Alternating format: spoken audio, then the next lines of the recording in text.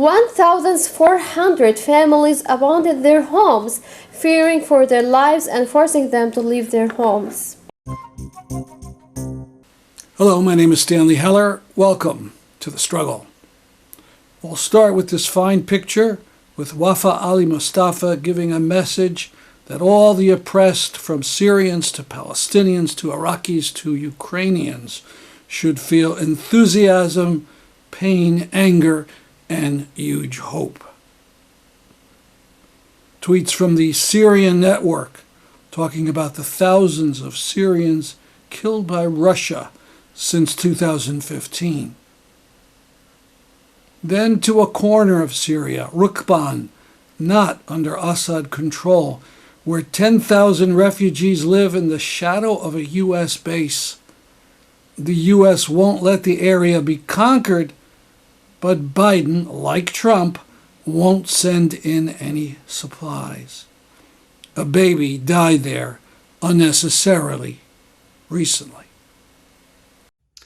Hoy, en Rukban, un campo de refugiados sirios, ha fallecido Yakin, una bebé de tan solo 9 meses.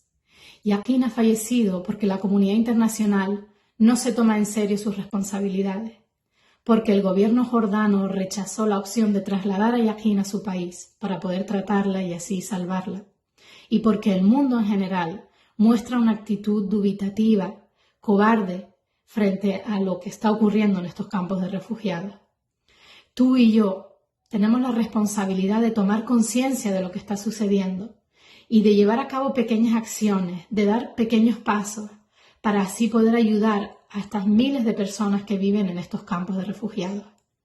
Cada día que pasa y que no hacemos nada, muchos niños fallecen, muchas personas en Siria pierden su vida. As we say every time there's news from Rukban, why won't Biden supply the people there? Is he afraid of offending Putin? This is a report from the Syrian Network for Human Rights talking about Palestinian-Syrians, the hundreds of thousands of those born in Syria to refugee families. Since 2011, the regime and the Iranian and Russian governments have killed 3,207 Palestinians, including 352 children, 312 women, and 497 who died as a result of torture. It says it has documented the cases of 2,721 Palestinian refugees who are still in prison or who have suffered enforced disappearances. It says that 91% of the 438,000 Palestinian refugees resident in Syria are in, quote, absolute poverty. 280,000 were displaced within Syria, and another 120,000 who have left the country. Several noted Iranian singers have joined together for this very impressive effort.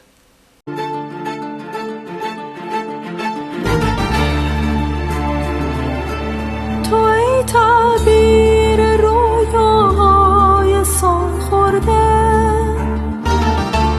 توی تسکین روح خاک افسرده، تویی که همچنان تنها ایستادی، پر از مهسا، پر از نیکا و فریادی، پر از مهسا، پر از نیکا و فریادی. ایران من، شکنجهگاه بیگناهان، ایران من، 80 و چند میلیون گروگان،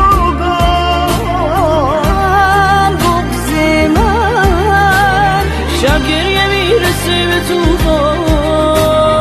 ای همخونه ایران دوباره میشه ایران، ایران دوباره میشه ایران. که جدال قدرتش مردونه است، تو برای حرف زن بودن من ایستادی. من به فردای تو و نسل تو ایمان دارم، به طلوع اولین تجربه آزادی.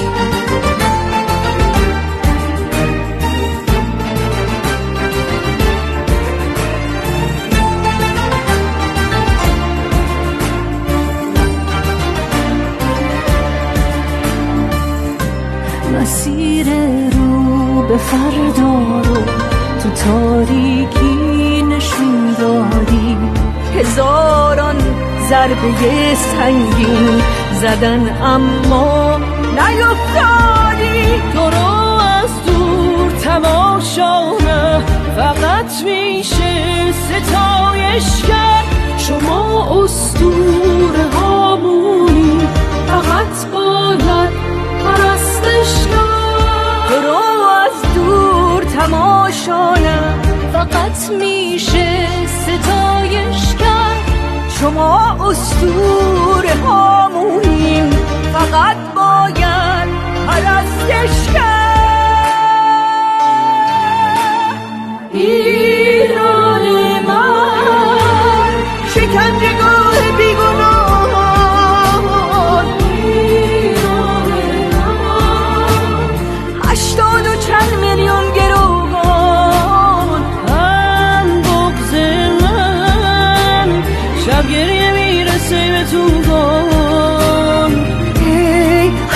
خونه ایران دوباره میشه ایران، ایران دوباره میشه ایران. ایران شکنجهگاه بیگناه، ایران 80 و چند میلیون گروگان.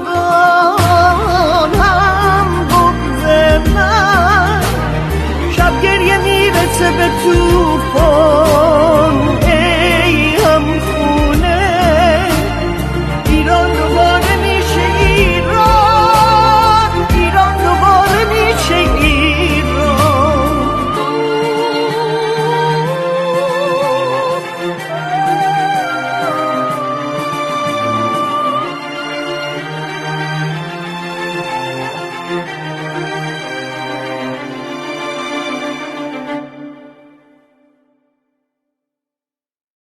A news item about fascists and protesters at Penn State University.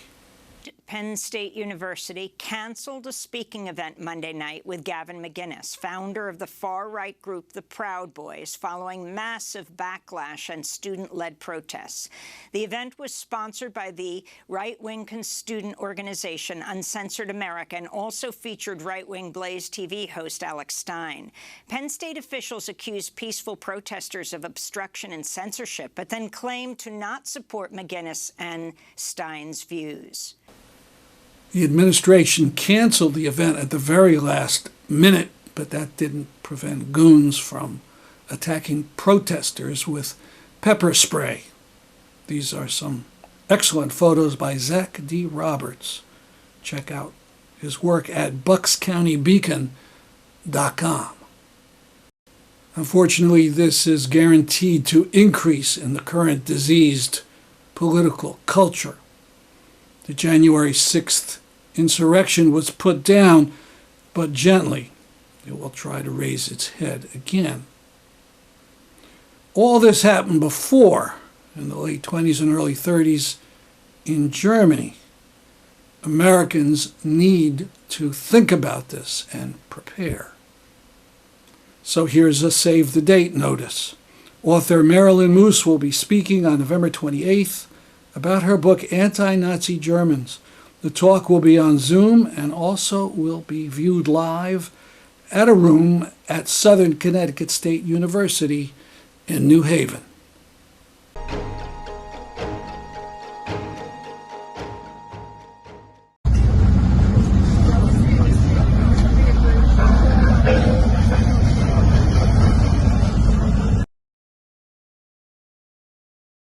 A note about Ukraine. I wrote a piece about the letter that came out of the Progressive Caucus of the Democratic Party.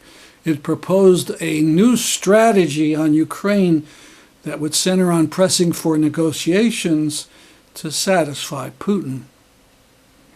I entitled my piece, Progressive Ukraine Efforts Get Annihilated, Thankfully. To see it, go to the homepage of peace.org and scroll down. Now some talks from the Tree of Life Education Fund Forum held last week at the Palestine Museum. The forum highlighted the situation in the city of Hebron. Hebron is a city on the West Bank in Palestine, made up of 200,000 Palestinians. It also includes within it 800 settlers, Zionist settlers who, believe it or not, expect to drive out all the Palestinians and take over the entire city. My name is Ghoufran Allababiddi, and I have the honor to serve as president of Tree of Life Educational Fund.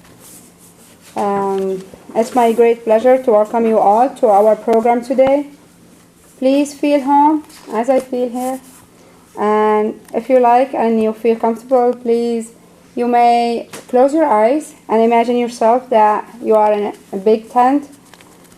Imagine yourself in a tent that's large enough where there's no one left out in the cold. And if we wonder why tent, we will know shortly. I have visited Hebron on many occasions during an annual Tree of Life journeys. We have driven through large Israeli settlement, and we have visited the Ibrahimi Mosque, where we were reminded about the Ibrahimi massacre that happened in 1994. How many people got killed? And how many of them got wounded? We will know shortly. We have a wonderful speaker who came specially for us from Hebron. She will talk about it. Ladies and gentlemen, thank you for coming here today, and it's my pleasure to be here to represent my city, Hebron, and talk about the actual suffering of the people of my city that is located in the southern of Palestine. Well, I would like to start my presentation today to speak about the Ibrahimi Mosque, that is symbol for the three Abrahamic faith and the fourth holiest place for Muslims around the world. As we all can see here in the picture, 4000 BC, Prophet Abraham bought a cave for his wife Sarah to bury her there, and later on, Prophet Abraham with his sons and their wives were buried there too. So, the Ibrahimi Mosque was built above this cave, but there is no clear date that prove the date of establishment of the mosque. And the mosque has suffered throughout many eras until today. As we all see here in the picture, this guy named Dr. Baruch Goldstein, he is an American citizen, and he moved to Hebron and decided to open fire in the Ibrahimi Mosque on 25th of February 1994 in the holy month of Ramadan, on Friday.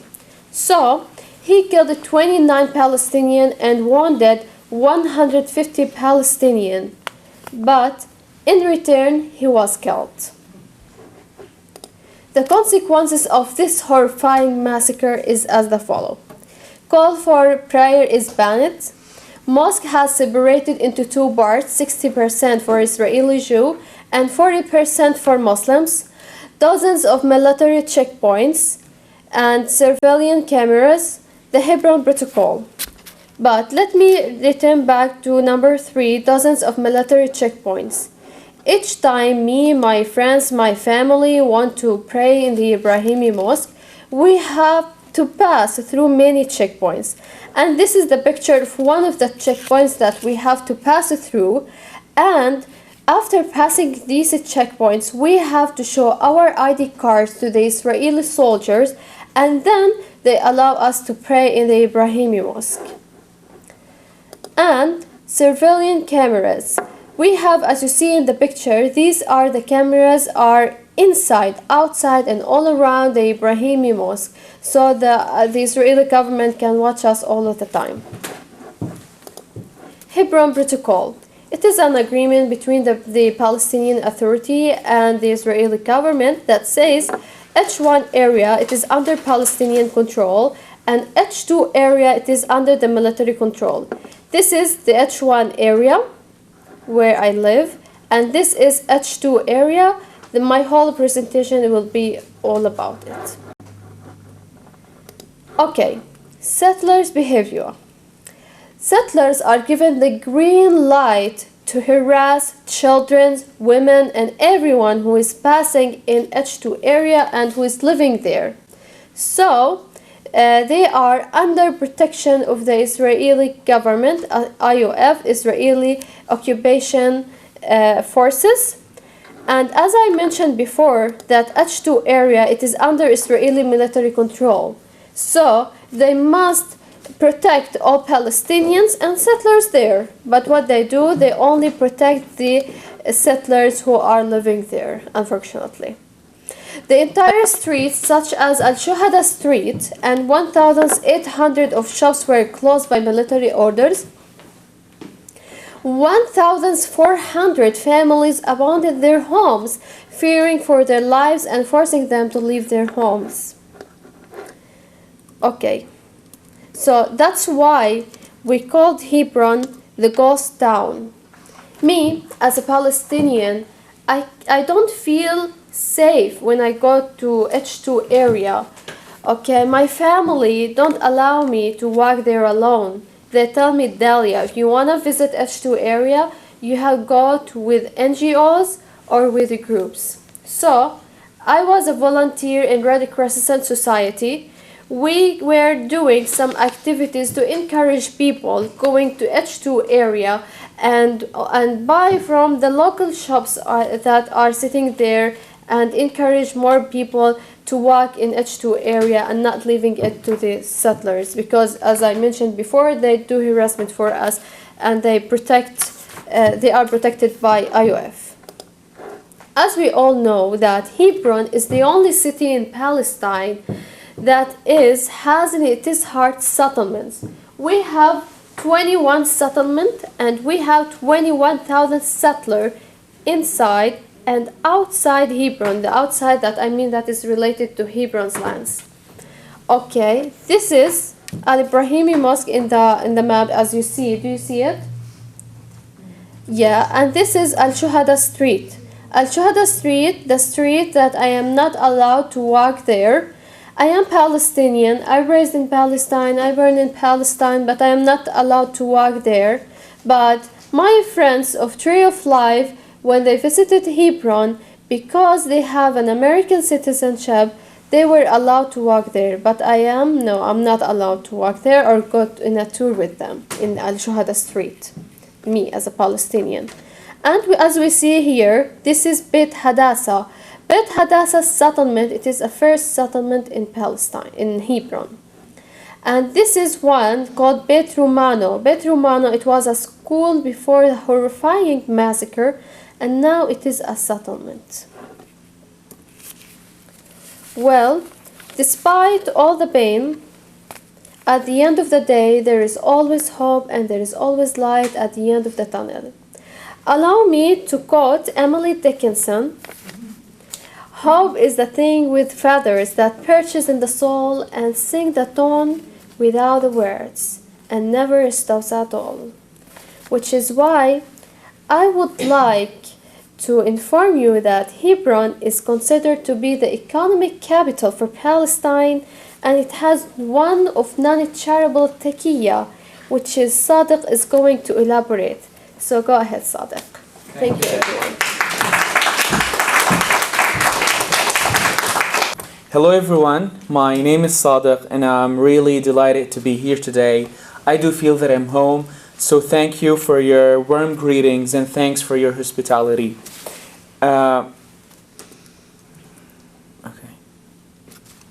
As an English literature student, there is always a statement that I love to say, and I would like to begin with. It says, "Some stories deserve to be popular novels, and today's story is one of them."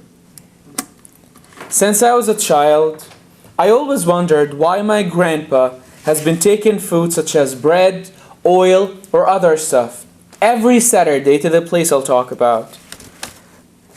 You know, as a curious child, I always wondered, and there was always kind of feeling inside me, pushing me to discover what's going on. I really detested going with them, holding and grabbing all these heavy materials.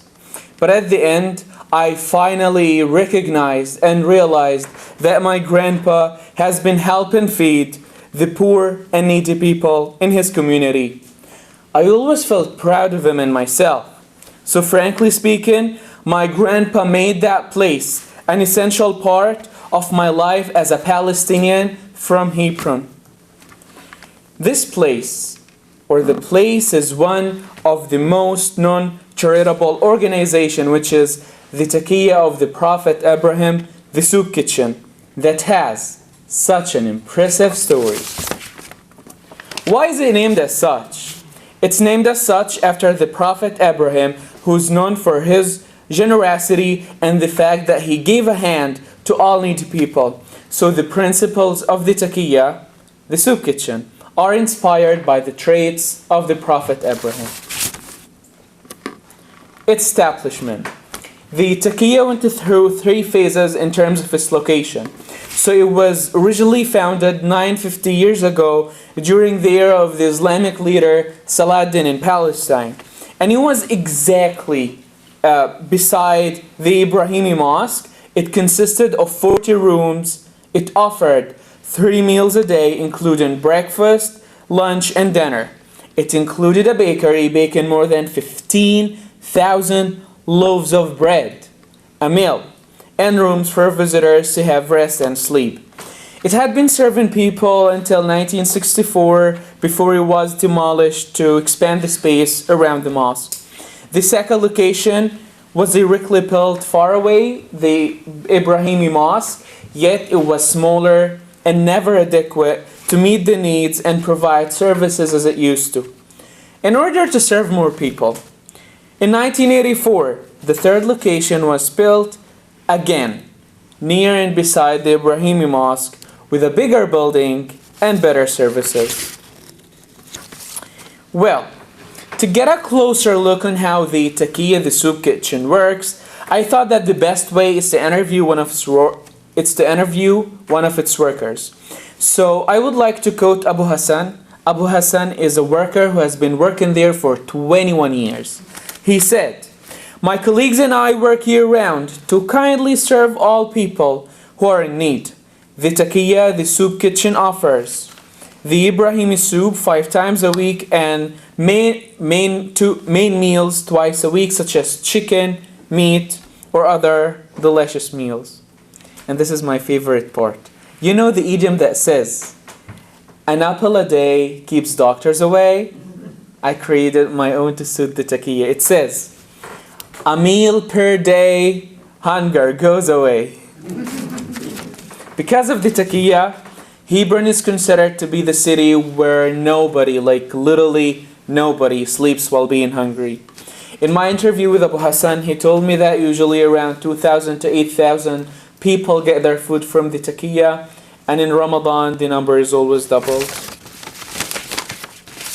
Most importantly, it's also worthy to elaborate the vital role of the Taqiyya, the soup kitchen, in the revival of the old town. Because, imagine if there was no Taqiyya. These thousands of people may have never walked in or visited the old town.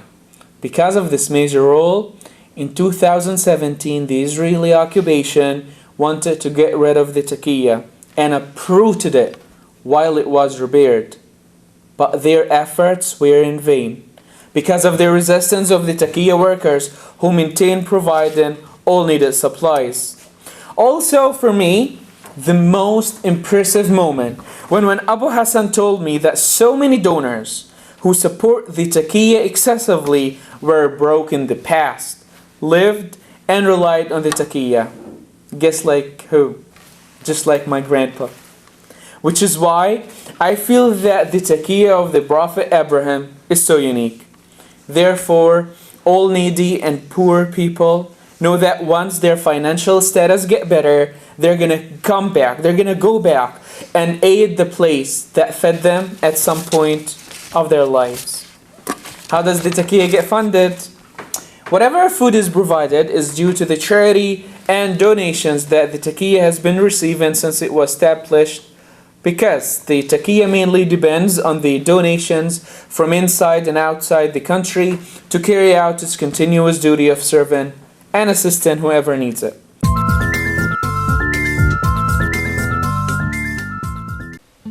And to end with something beautiful, some photos from one of the best places on earth, in the Bronx, the New York Botanical Garden. At the risk of sounding like a commercial, there's always something wonderful there. Just breathing in the air is a treat.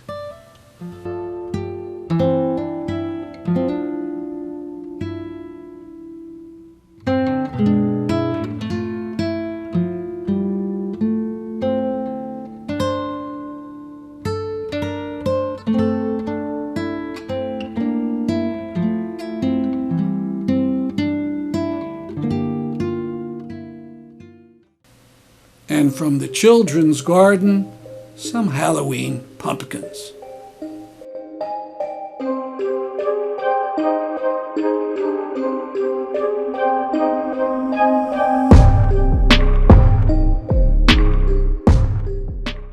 That's our program for today. See you next week at this time. I'm Stanley Heller for The Struggle.